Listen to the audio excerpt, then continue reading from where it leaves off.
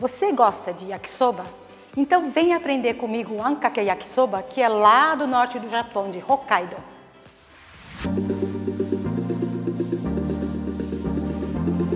Olá pessoal, bom estar com vocês novamente. Então vamos ao nosso Ankake Yakisoba?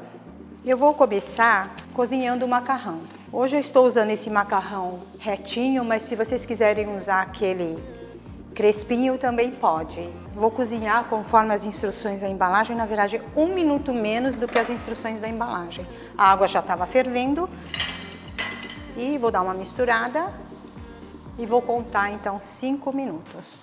O macarrão, ele é sempre bom ser cozido em água abundante, tá, gente? Porque senão o amido dele começa a soltar muito e ele fica grudento.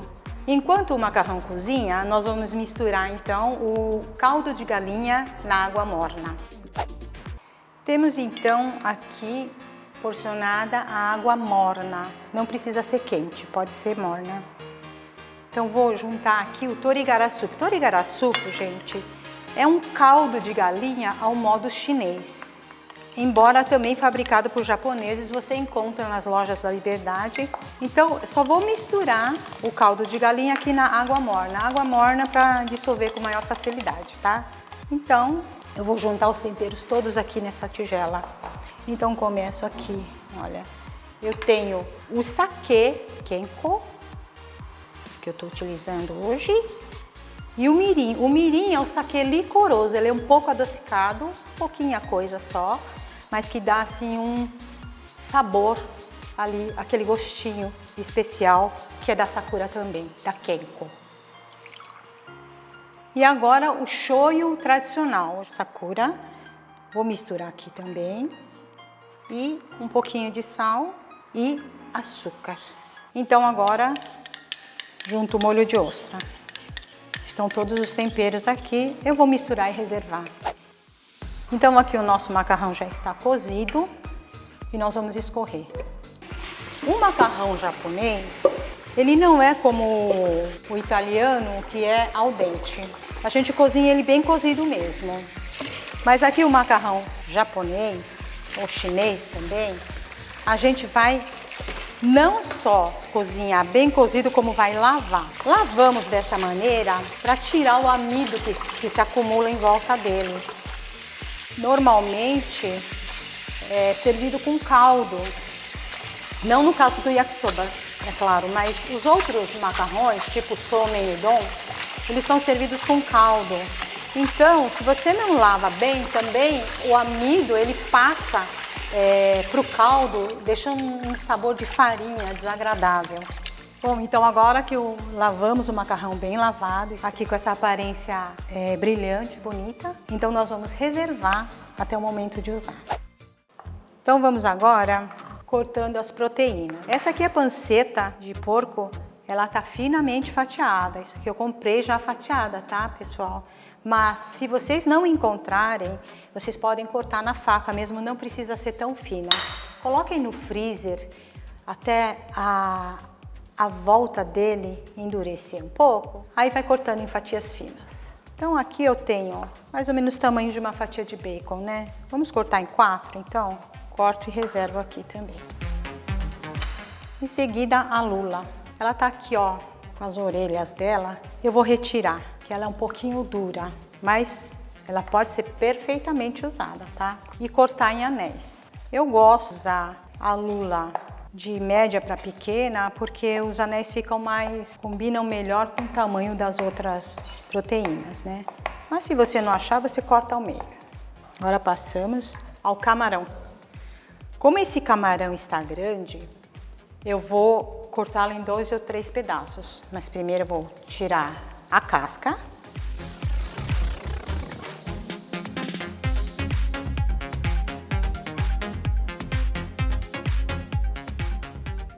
E também a cauda eu vou tirar. Para você não arrebentar, você pega aqui na pontinha e puxa com cuidado.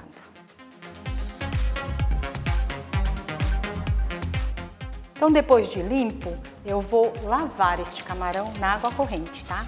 Gosto de lavar bem lavadinho e na água corrente é sempre mais, ele fica mais limpinho, né? Agora que lavamos, eu vou cortar aqui as costas dele para tirar as vísceras. Aqui você vai encontrar, pode tirar assim com a mão mesmo, que é mais fácil. Eu lavei o camarão logo após descascar. Por quê? Se eu cortasse aqui primeiro e fosse lavar, essa parte do corte ela fica branca encharcada. Então, a aparência do camarão não fica tão bonita. E dependendo, então, do prato, quando o camarão aparece muito, fica feio.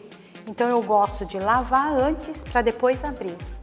Então, vamos cortar os camarões em pedaços. Se forem pequenos, podem ser utilizados inteiros, né? Mas esse está um pouquinho grande. Vamos passar agora para o restante dos ingredientes. Começando então pelo gengibre. O gengibre vai em palitos. Ele está descascado já. O gengibre é o responsável por aquele aroma que às vezes você não sabe direito o que é. Se você não gosta de gengibre, é opcional, tá? O próximo é o ticuá. Ticuá, gente, é uma massa de peixe temperada que ela é assada. Nós vamos cortar o ticuá ao meio no sentido do comprimento e depois em fatias finas, assim. Pronto. Próximo, então, o shiitake. Esse shiitake é aquele desidratado. Então ele ficou uma noite de molho. Se você não tiver e quiser usar o fresco, também pode. Eu acho o shiitake seco mais aromático, então hoje eu estou usando ele. Ele vai em lâminas finas. Assim. Pimentão. O pimentão já está lavado, tá? Eu vou tirar aqui a parte da semente. Eu vou tirar essa parte branca. Vou cortar num corte que o japonês costuma usar muito, que é assim, olha. Mas pode ser também em cubos. O pimentão vai nesse corte um pouco maior, porque ele é mais macio. Em seguida a cenoura. A cenoura eu vou cortar em palitos, porque como ela é mais dura, ela demora mais. Não muito finos também, como um palito de fósforo. Então depois da cenoura vamos usar a selga. A selga, corto aqui a pontinha e vou cortar ela ao meio, no sentido do comprimento. Aqui você pode fatiar normalmente assim ou na diagonal para ficar um pouco mais fina. No caso do ankake yakisoba, a proposta dele não é aquele refogado super crocante, não. A proposta dele é cozinhar um pouquinho no tempero para que os ingredientes absorvam o sabor do caldo. Agora, a cebolinha, vamos cortá-la na diagonal. A gente corta na diagonal porque a cebolinha some. Então, se ela for picada, ela vai desaparecer. Por último, a cebola. A cebola vou cortá-la em fatias não muito finas também. Então, com todos os nossos ingredientes já porcionados, vamos ao que interessa, né? O preparo do yakisoba. Uma das características do ankake yakisoba é que o macarrão é frito. Então, eu vou colocar o macarrão para fritar nessa frigideira, enquanto, paralelamente, a gente continua aqui. Passa a refogar os ingredientes, tá? Aqui também já liguei o fogo. Vou colocar também uma colher de óleo. Vamos ver se ela já está no ponto. Esparramamos aqui. Vou jogar um pouquinho de óleo por cima, porque ela ficou descansando um pouco, então a massa começou a grudar. E ela vai ficar aqui. Nós vamos controlar o fogo para que não torre, mas fique crocante. Então aqui eu vou começar refogando as proteínas. Primeiro, a lula e o camarão.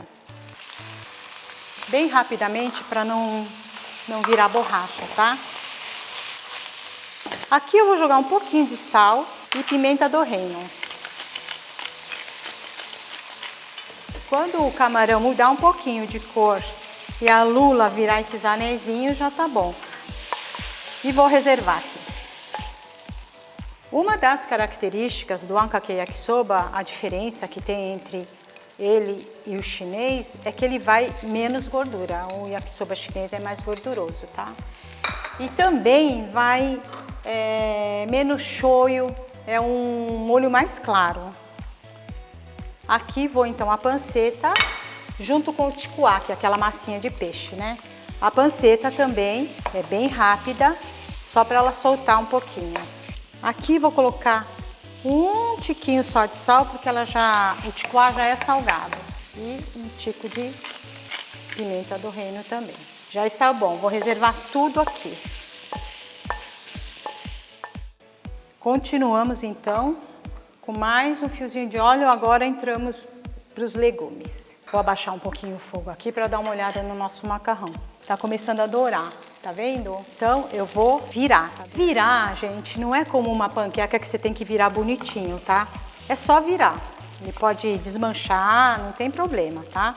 Ó, é assim que eu vou fazer. E vou dourar a outra parte. Se você quiser mais dourado, você pode virar novamente, não tem problema. O problema é só esquecer ele aqui. Então, se você achar que não vai dar conta, faça primeiro o macarrão, reserva, né? E depois começa os legumes. Não tem problema que ele dê uma esfriada, você pode requentar na frigideira mesmo, antes de jogar o molho em cima. Aqui eu vou aumentar só um pouquinho o fogo, porque ele estava no bem baixinho. Começar pelo gengibre. Refogo o gengibre só para ele levantar o aroma do gengibre. Vou colocar a cenoura porque ela é mais dura. O Ankake Yakisoba, pessoal, ele nasceu no norte do Japão. Ele é famoso na cidade de Otaru, um lugar onde faz muito frio. E uma das características desse Ankake Yakisoba de Otaru é que vai muitos frutos do mar. O nosso Ankake Yakisoba de hoje é só uma sugestão. Você pode colocar o que você quiser. Não deixa de ser Ankake Yakisoba, tá? O an do Ankake quer dizer molho. E kake é cobrir, jogar. Esse yakisoba nada mais é do que o yakisoba coberto com molho. Então aqui a cenoura já foi refogada. Aí eu vou colocando os ingredientes. Eu vou colocar o shiitake, pimentão, cebola. Essa quantidade também de legumes e verduras é uma sugestão. Você pode colocar mais do que você gosta, menos do que você gosta menos. Então agora eu vou colocar a selga, que além de soltar a água, ela cozinha rápido também, então vai por último. Tiquinho de sal e pimenta. Assim que, quando a selga começar a brilhar, eu já vou entrar com o nosso molho. Vou colocar o molho, ele deve quase que cobrir os legumes. Eu vou voltar a proteína aqui e agora eu coloco os temperos. Eu vou colocar aqui 3/4. Vou deixar sobrar um pouquinho, que eu vou provar depois de apurar um pouco, tá? Vou então, agora que ele começou a ferver, já vou acrescentar a cebolinha. Se você gosta da cebolinha mais crocante, você pode acrescentar bem no final, depois de engrossar. Aí vai ao seu gosto. Vou dar uma olhadinha agora no nosso macarrão para ver como ele está. Como vocês podem ver, você pode ir regulando a temperatura também dessa frigideira para que consiga mais ou menos que terminar no mesmo tempo. Vou virar mais uma vez. Agora, desse lado ele está já mais douradinho. Eu já vou desligar o macarrão, porque ele já está no ponto, está crocante. Já temos uns 2 minutinhos aqui, tá tudo cozido já. Eu vou retirar do fogo, que é para juntar o amido de milho e é para ele não formar grumos, tá? Eu vou colocar também uma parte dele, não todo. Vou dar uma misturada. E agora volto ao fogo, porque o amido de milho precisa cozinhar. Aí ele vai engrossando. O molho precisa ficar transparente, brilhar. Ele não pode ficar branco. Então a consistência do molho vai ao seu gosto, tá? Para finalizar, eu vou desligar já. Desliguei óleo de gergelim. o óleo de gergelim da Kenco. Tem um aroma maravilhoso. Vou colocar aqui mais ou menos 2 colheres de chá, mas o óleo de gergelim sim fica a seu gosto, porque quem gosta muito pode abusar. Então, com o nosso ankake yakisoba pronto, então vamos à montagem do nosso prato.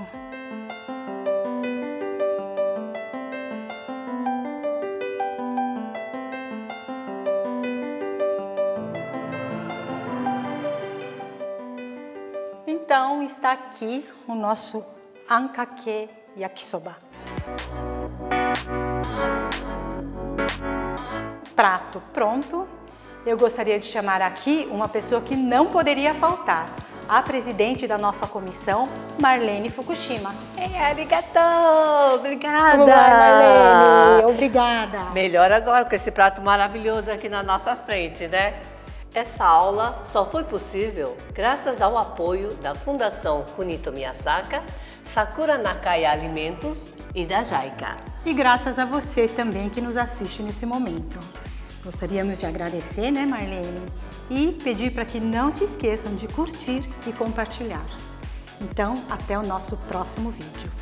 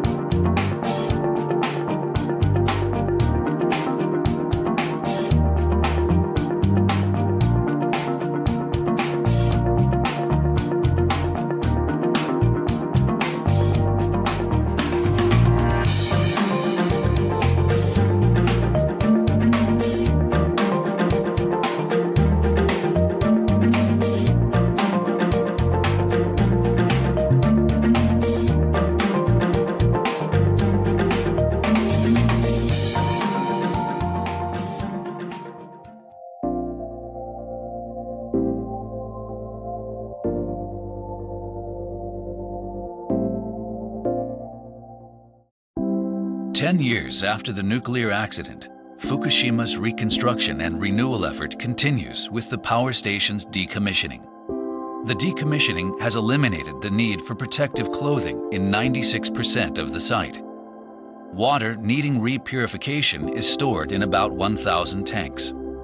In April 2021, Japan announced its plan. The stored water is to be treated with equipment called ALPS to remove radionuclides to meet regulatory standards, with the exception of tritium.